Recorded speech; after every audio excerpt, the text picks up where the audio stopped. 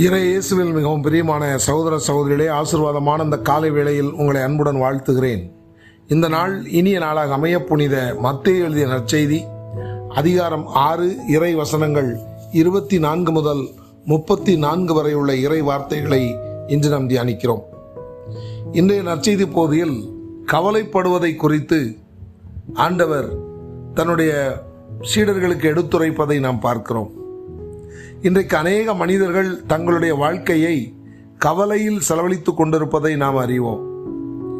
ஏதாவது ஒரு காரியத்தை குறித்த கவலை மனுக்குலத்தை இன்றைக்கு வாட்டி வதைத்துக் கொண்டிருக்கிறது.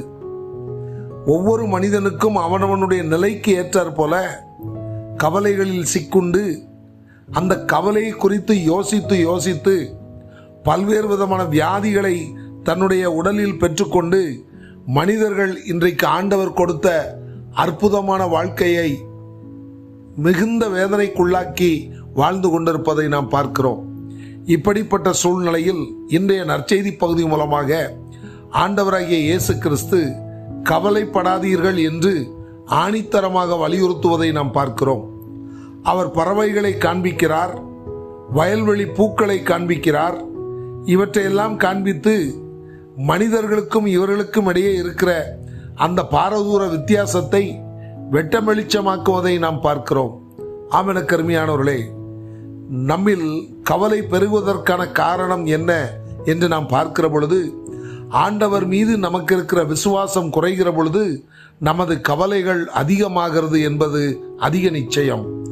எப்பொழுது மனிதனுக்கு ஆண்டவர் மீது உள்ள நம்பிக்கை குறைகிறதோ அப்பொழுது அவனுடைய உள்ளத்தில் கவலைகள் தாராளமாகவே காணப்படும் என்பதில் மாற்று கருத்தில்லை.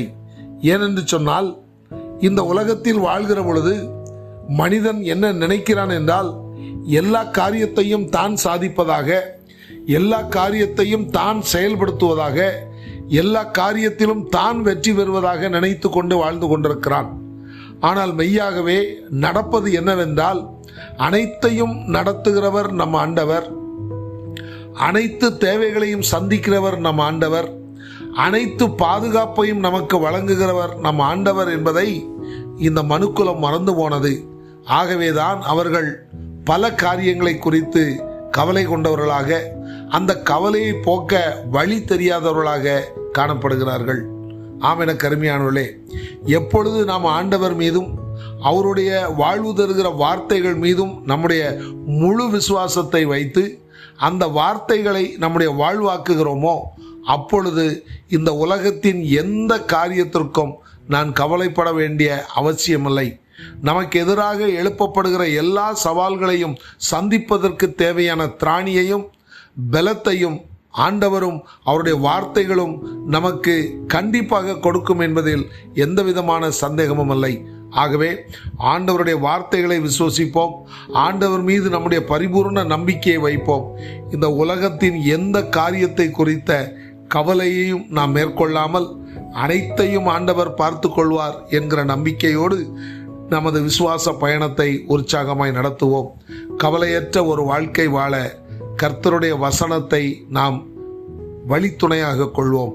இந்த இனிய சிந்தனையுடன் இந்த நாள் இனிய நாளாக அமைய உங்களை அன்புடன் வாழ்த்துகிறேன்.